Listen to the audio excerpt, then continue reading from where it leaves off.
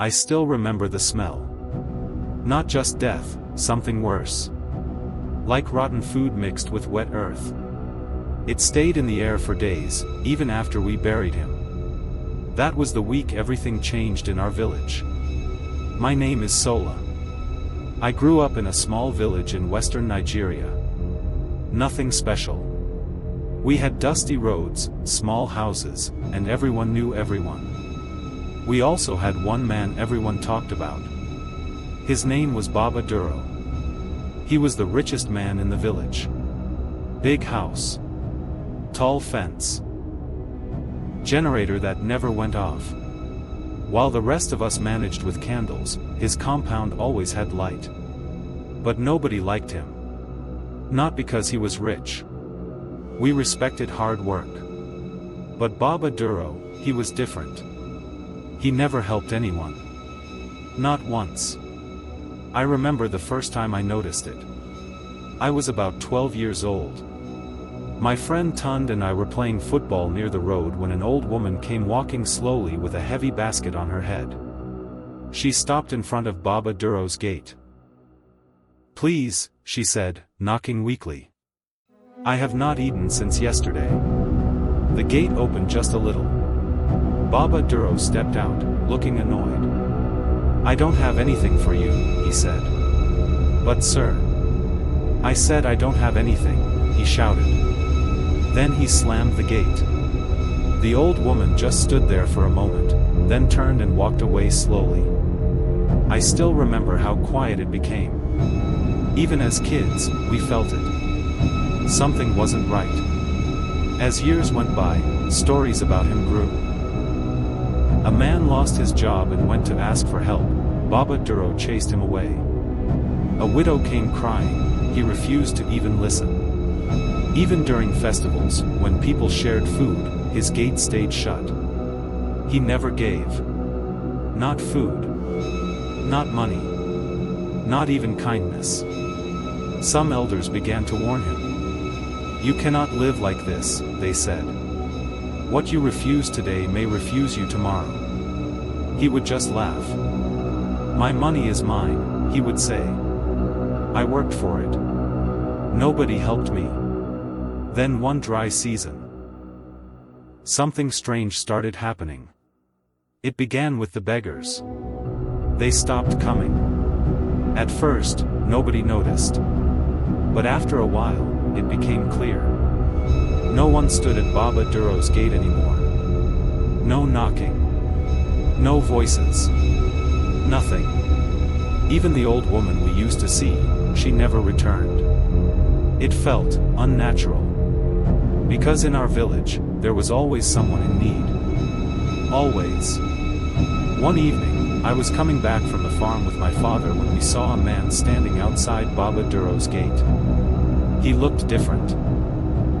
Tall. Very thin. His clothes were clean but old.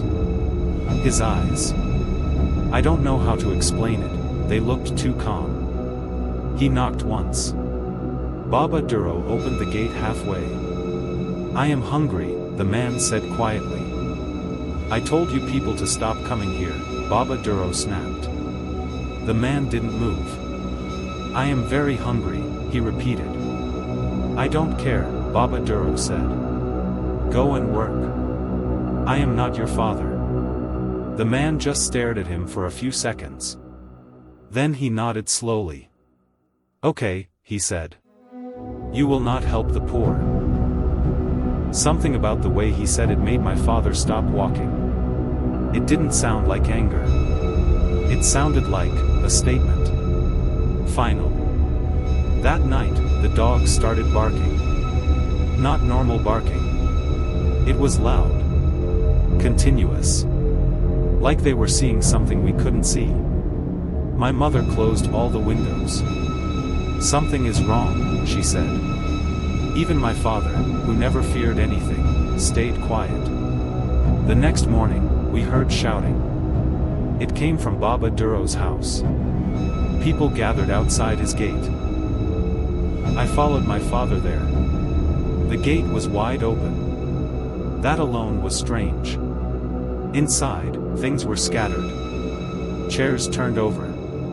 Plates broken. And Baba Duro, he was sitting on the ground. Shaking. I didn't touch it, he kept saying. I didn't touch it.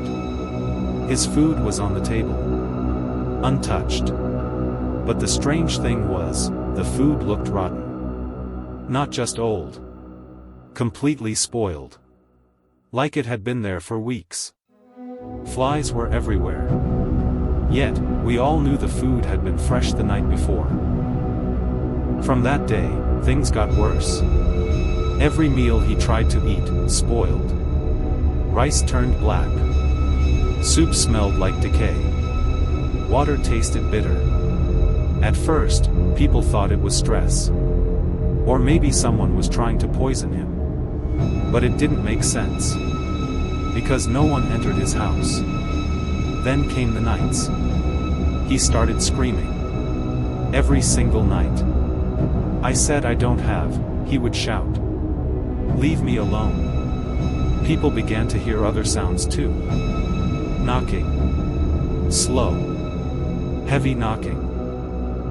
Like someone was hitting his gate, again and again. But whenever anyone checked, no one was there.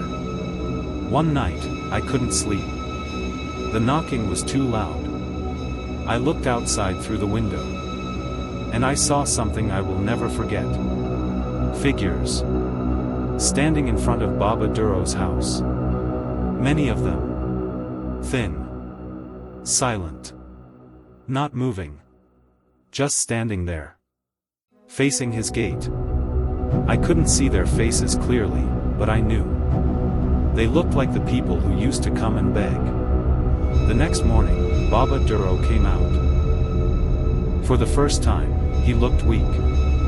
His clothes were dirty. His eyes were red. He went to the center of the village. I want to give food, he said. People were shocked. He brought out bags of rice. Beans.